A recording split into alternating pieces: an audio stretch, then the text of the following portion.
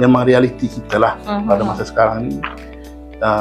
Sibuk, kita sibuk kan, bapa sibuk, balik penat. Apabila kita sibuk, anak-anak pun sibuk sebab sibuk dengan main gadget.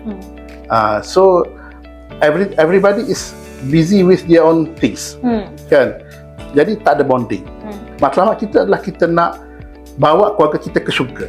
Kan, kita nak bawa anak kita bawa kita ke syurga. Dan antara yang kita boleh buat lah, bagi saya, yang paling penting, pertama kita boleh bermula dengan solat. Solat berjemaah. Di KAIS kita ada buat program-program kan, program untuk komuniti, mana pergi kepada jumpa orang-orang. Tapi kita juga, keluarga pun kita boleh buat. Pergi jumpa orang-orang tua, pergi jumpa anak-anak yatim, beri sedekah beramai-ramai.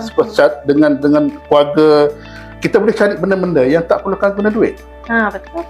Sebab solat kan, memasak bersama, simpan rumah bersama, berkebun bersama. Baca Al-Quran pun boleh.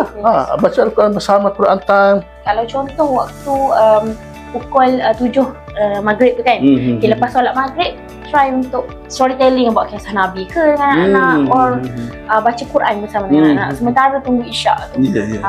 Dengan cara itu tu, keluarga kita akan lebih rapat, dan juga insya-Allah target kita untuk pergi syurga bersama-sama tu, insya-Allah lah, kalau kita kata apabila kita harmoni semua, kita buat tu dengan aturan agama, insya-Allah kita bisa sampai, insya-Allah. Mungkin anak-anak ni bukan perlukan benda yang mahal nak bawa dia travel, tak sebenarnya, tapi mereka perlukan masa dan kebersamaan dengan parents.